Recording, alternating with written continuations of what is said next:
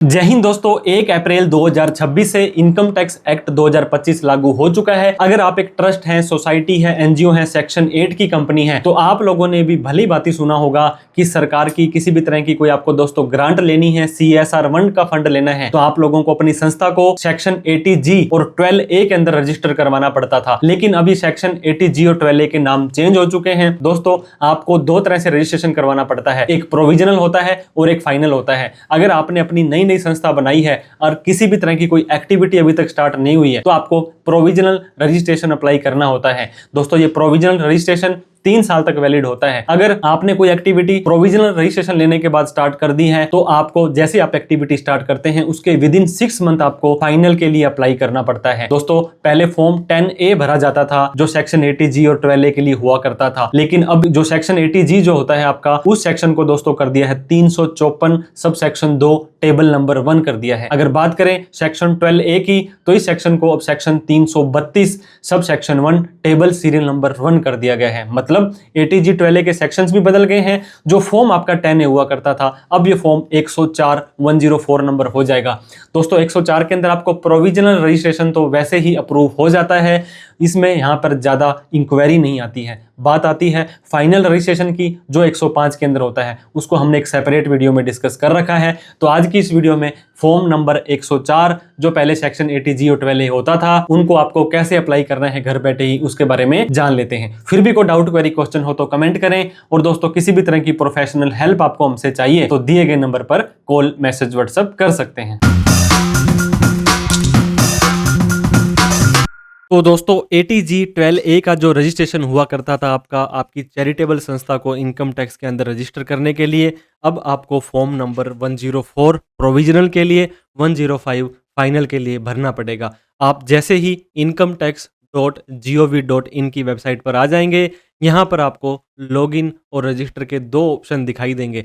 हो सकता है आपने अपनी पहली ITR भर रखी हो और काफी तरह का काम ऑलरेडी कर रखा हो। ऐसा नहीं है तो पहले आप अपने आप को रजिस्टर जरूर कर लें, उसके बाद ही आपको प्रोविजनल रजिस्ट्रेशन मिलने वाला है। हमारे केस में हम ऑलरेडी रजिस्टर है, तो हमने यहाँ पे लॉगिन बटन पर क्लिक कर दिया है। तो दोस्तों, अब आपको अपना लॉगिन करने के लिए यहाँ पे देख सकते हैं पैन और आधार या एनी अदर ID पूछी जा रही है, तो आपको सिर्फ अपना पैन नंबर ही डालना है। पैन नंबर डाल करके नीचे दिए गए कंटिन्यू बटन पर क्लिक कर देना है। तो अब दोस्तों, यहाँ पे आपको एक चेक बॉक्स दिया जा रहा होगा, उस पे आपको क्लिक करना है। यहाँ पे आपको अपना प्यारा सा सुंदर सा पासवर्ड डाल देना है। पासवर्ड याद नहीं है तो फॉरगेट पासवर्ड के लिंक के ऊपर क्लिक करके आप अपना नया पासवर्ड बना सकते हैं। हमारे पास दोस्तों हमारा पासवर्ड है, हमने यहाँ पे कंटिन्यू बटन पर क्लिक कर देना है। अब दोस्तों, आपका इस तरह का पोर्टल खुल जाएगा। इनकम टैक्स के अंदर डैशबोर्ड आ रहा है, ई फाइल और काफी तरह के ऑप्शन आपके यहाँ पे आ रहे होंगे। आपको सेकंड नंबर पर जो ई फाइल का ऑप्शन दिखाई दे रहा है, इसके ऊपर क्लिक कर देना है। इनकम टैक्स की रिटर्न भरनी है तो पहले वाला फॉर्म, दोस्तों फॉर्म नंबर 104 भर रहे हैं तो इनकम टैक्स फॉर्म पर आ जाना है। इसके बाद में आप यहाँ पे देखें, आपने कोई पहले से फॉर्म भर रखे थे तो उसको देखने के लिए व्यू फाइल्ड फॉर्म और पहले वाला ऑप्शन जो है फाइल इनकम टैक्स फॉर्म्स, इसके ऊपर आपको क्लिक कर देना है। अब दोस्तों, आपको इस तरह का पोर्टल दिखाई देगा जहां पर अब आप अलग अलग इनकम टैक्स एक्ट 2025 कोई भी ऐसा फाइल, कोई भी ऐसा फॉर्म जो 1 अप्रैल 2026 के बाद फाइल कर रहे हैं, वो यहाँ पर आ जाएंगे। कोई पुराना ऐसा कोई फॉर्म था दोस्तों, अप टू 31/3/26 तक वाला यहाँ आ जाएगा और एज पर अदर एक्ट आपके यहाँ पे आ जाने वाले हैं। और आप जानना चाहते हैं कि ओल्ड फॉर्म न्यू फॉर्म कहाँ पे कितना हो गया है, तो सिंपली आप जैसे इस नेविगेटर पर क्लिक करेंगे, आपको यहाँ पे डिटेल में बता देने वाला है कि आपके ओल्ड फॉर्म जो थे वो क्या थे और न्यू फॉर्म है वो क्या हो गए। यहाँ पर आप देख सकते हैं दोस्तों, फॉर्म पहले 10A हुआ करता था, ये प्रोविजनल रजिस्ट्रेशन के लिए, अब 104 हो गया है। और इसके बाद में आपका यहाँ पे फाइनल का हुआ करता था, ये फॉर्म 10AB अब आपका 105 हो गया है। तो आज हम आपको फॉर्म नंबर 104 भर के बताएंगे। पहले दोस्तों आप 80G के लिए अलग से एक फॉर्म भरते थे और 12A के लिए अलग से फॉर्म भरते थे। अब दोनों के लिए एक फॉर्म से भी आपका काम चल जाने वाला है। अब दोस्तों, यहाँ पे आप देख सकते हैं, आप सेलेक्ट करें तो ठीक है, अदरवाइज यहाँ पे एक सर्च बटन का ऑप्शन दिखाई दे रहा होगा। यहाँ पर जैसे ही आप 104 लिख देंगे, आपका यहाँ पे इनकम टैक्स एक्ट 2025 में special provision for register NPO यहाँ पे ऑर्गेनाइजेशन है, फॉर्म नंबर 104 है, या आपका प्रोविजनल के लिए आप फाइल करेंगे। फाइल नाउ का ऑप्शन यहाँ पे आ रहा होगा, जिसके ऊपर आपको सिंपली क्लिक कर देना है। अब दोस्तों, आपको यहाँ पर एप्लीकेशन फॉर प्रोविजनल रजिस्ट्रेशन या प्रोविजनल अप्रूवल के लिए फॉर्म 104 भरना है। पैन नंबर संस्था का आ चुका है, ये फॉर्म आपका ऑनलाइन ही जाने वाला है, ओरिजिनल फाइलिंग होने वाली है।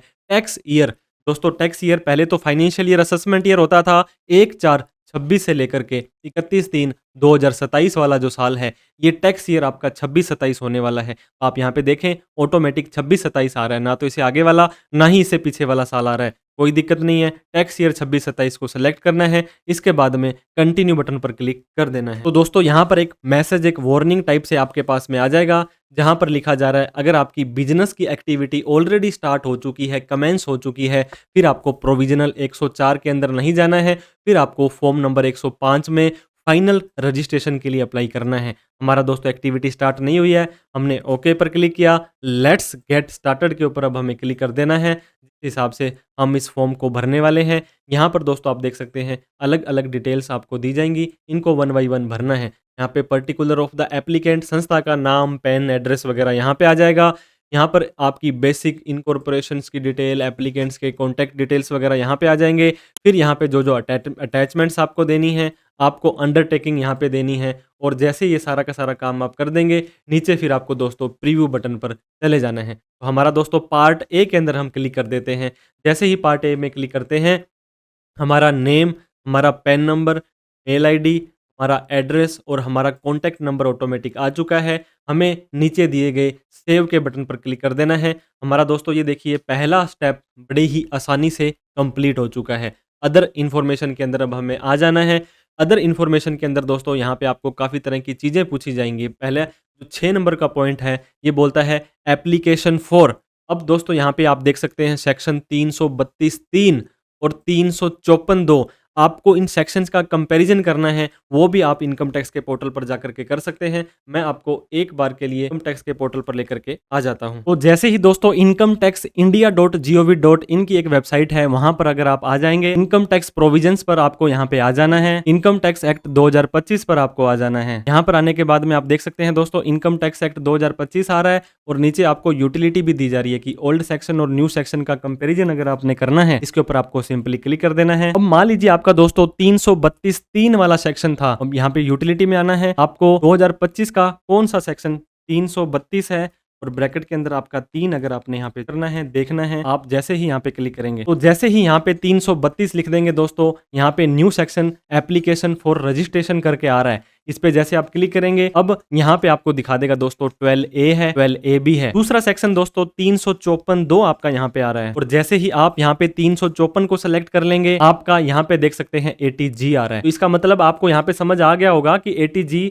वाला जो सेक्शन है, ये आपका बाद वाला है, जो सेक्शन 354 आता है, ये आपका ATG है और ये आपका 12A है। आपको पता होगा 12A के अंदर संस्था की खुद की जो इनकम है वो टैक्स फ्री हो जाती है, और यहाँ पे सामने वाले को आपने CSR फंड लेना है, कोई भी ऐसा बड़ा प्रोजेक्ट लेना है, तो ATG के अंदर आप रजिस्टर होने चाहिए। पहले इनको अलग अलग अप्लाई करना पड़ता था, अब भी आप अलग अलग कर सकते हैं, लेकिन तीसरा ऑप्शन आपको दे दिया है, आप बोथ के अंदर जाएंगे तो आप दोनों को अप्लाई कर सकते हैं। तो आप यहाँ पे देखेंगे अगर आपने दोनों में से किसी एक को भी अप्लाई कर दिया है, तो अब आप यहाँ पे दोनों को साथ में अप्लाई नहीं कर सकते हैं। तो आप अपने केस के अंदर यहाँ पे देख सकते हैं, हमने 12A के अंदर ऑलरेडी अप्लाई कर रखा है, अब ATG के अंदर अप्लाई हमें करना है। अब दोस्तों 7 नंबर के अंदर देखिए आपकी एक्टिविटी कमेंस हो गई है या नहीं हुई है।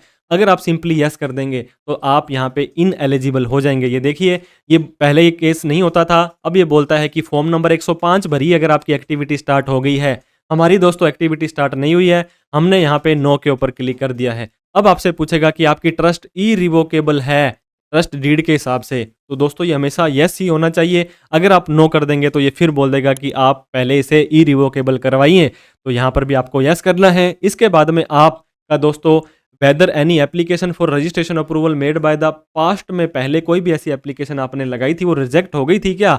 अगर आप यस करेंगे तो आगे नहीं पूछ रहा है, लेकिन आपको सिंपली नो और आपके अकॉर्डिंग आपको यहाँ पे सेलेक्ट करना है। Whether the applicant has incurred expenditure of religious nature exceeding 5% of total income in the tax year. ये दोस्तों पूछता है कि आपने 5% से ज़्यादा धार्मिक रिलीजियस मंदिर मस्जिद गुरुद्वारा अगर आपका है तो उसके केस में आपको सेलेक्ट करना है। अब यहाँ पे नेचर ऑफ एप्लीकेंट के अंदर आ जाना है। आपको पहले तो ध्यान होना चाहिए, आपके पैन कार्ड का जो 4th कैरेक्टर होता है, टी है तो ये ट्रस्ट भी हो सकता है, ए है तो एओपी भी हो सकता है। उसके बाद आप कहाँ पे रजिस्टर हैं, पब्लिक ट्रस्ट है, सोसाइटी है, सेक्शन 8 की कंपनी है, जो भी आपका केस दोस्तों एप्लीकेबल होता है। यूनिवर्सिटीज़ हैं, आपकी कोई भी ऐसा पर्सन जो अलग-अलग सेक्शंस में अदर में आ रहा है, अगर आपको नहीं समझ आ रहा कि आप किस में हैं, तो अदर में आप यहाँ पे लिख सकते हैं कि मैं तो ट्रस्ट डीड के अंदर लोकल जो रजिस्ट्रार ऑफ फर्म्स है या रजिस्ट्रार ऑफ जो हमारी लोकल हैं संस्थाएँ हैं, वहाँ पे मैं रजिस्टर हूँ। तो हमने यहाँ पे दोस्तों पब्लिक ट्रस्ट ले लिया है। अब आपसे पूछेंगे आप चैरिटी का काम करेंगे कि चैरिटी के साथ-साथ में रिलीजियस धार्मिक का भी काम करेंगे? तो आपको उसके हिसाब से सेलेक्ट करना है। हमारे यहाँ पे चैरिटेबल हो रहा है और इसके बाद में ये पूछता है whether the applicant is form under instrument, कि आप किसी इंस्ट्रूमेंट, किसी एप्लीकेशन, किसी पेज, किसी सर्टिफिकेट के माध्यम से बने हुए हो। सिंपली इसको यस करना है, अभी तो जाकर के दोस्तों आपका आगे संस्था का डिटेल देनी है। नो कर देंगे तो आपको प्रॉब्लम आ सकती है। तो जैसे ही यस करेंगे, किस तारीख को आपकी दोस्तों इस संस्था बनी थी, यहाँ पे आपकी डेट आ जाएगी। यहाँ पे यूनिक नंबर आपका आएगा दोस्तों। यूनिक नंबर क्या आता है कि आपकी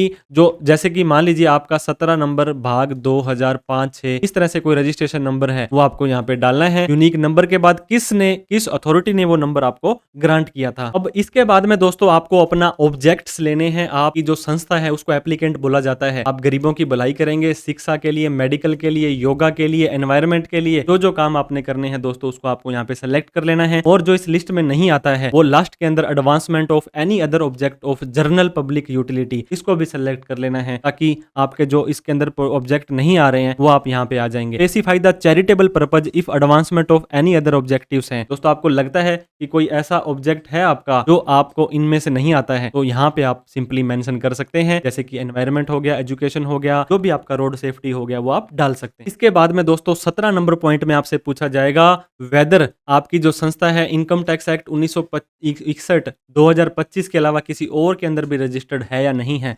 देखिए नो करेंगे तो कुछ नहीं मांगेगा। अगर आप यस कर देंगे फिर आपको दोस्तों यहाँ पे ऐड डिटेल पर जाना है। यहाँ पे आप देखिए FCRA के अंदर हैं, यहाँ पे foreign security exchange board SEBI के अंदर हैं, दर्पण के अंदर हैं। जो भी आपका रजिस्ट्रेशन आपको लगता है कि एप्लीकेबल है उसके हिसाब से आपको यहाँ पे डेटा 17 नंबर के अंदर डाल देना है। अब दोस्तों 18 नंबर आपको अगर है तो 17 वाला डेटा 18 में आ जाएगा, नहीं तो 19 के अंदर detail of the authors, founders, settlers, ऐसा कोई भी व्यक्ति जिसकी शेयर होल्डिंग यहाँ पे 5% से ज़्यादा है। हालांकि आपको 3 तो यहाँ पे डालने ही डालने चाहिए। एक आपका प्रेसिडेंट हो गया, एक आपका सेक्रेटरी हो गया और एक आपका ट्रेजरर हो गया। तो आप जैसे ही ऐड डिटेल के ऊपर क्लिक करेंगे, अब दोस्तों क्या करना है, आप यहाँ पे देखिए उस व्यक्ति का नेम डालना है। नेम के बाद में वो व्यक्ति ऑथर है, ऑथराइज सिग्नेचरी है, CEO, मैनेजर, डायरेक्टर, आपको जो भी लगता है, ऑफिस बीरर है, सेक्रेटरी है, सेटलर है, ट्रस्टी है। कुछ समझ नहीं आ रहा तो आप ट्रस्टी भी ले सकते हैं और एनी अदर प्रिंसिपल ऑफिस भी ले सकते हैं। इसके बाद में इनकी आईडी का कोड, पैन, यहाँ पे आपको उनका पैन नंबर डालना है। फिर दोस्तों आपको उनका एड्रेस डालना है, मोबाइल नंबर, ईमेल आईडी डालने के बाद ऐड बटन पर आपको क्लिक कर देना है। तो जैसे ही आप एक मेंबर की डिटेल डाल लेंगे उसके बाद में ऐड बटन पर क्लिक कर देंगे। अब वहां पे वो व्यक्ति दोस्तों सेव हो चुका है। आप इस पे क्लिक करके इसको एडिट भी कर सकते हैं और आप ऊपर यहाँ पे देख सकते हैं डिलीट भी कर सकते हैं। इसके बाद में अदर मेंबर को ऐड करना है, इसको यहाँ पे हटाएंगे। यहाँ पे फिर से आपको दिया जा रहा होगा ऐड डिटेल, तो आप अपने जो यहाँ पे ट्रेजरर है, सेक्रेटरी हैं, जो साइनिंग पर्सन है, उन सभी को आपको यहाँ पे ऐड कर देना है। इसके बाद में दोस्तों आपसे पूछा जा रहा है in case of any of person, जो ऊपर मेंशन है दोस्तों, is not an individual then provide. अगर वो इंडिविजुअल नहीं है, क्योंकि पैन कार्ड के हिसाब से ऑटोमेटिक वो उठा लेगा, इंडिविजुअल नहीं है तो वहां पे, और उसका 5% से ज्यादा बेनिफिशियल ओनर है, तब वहां पे उसकी डिटेल डाल देनी है। अब ये पूछता है दोस्तों has income, return of income has been filed for the last tax year for which the due date has expire.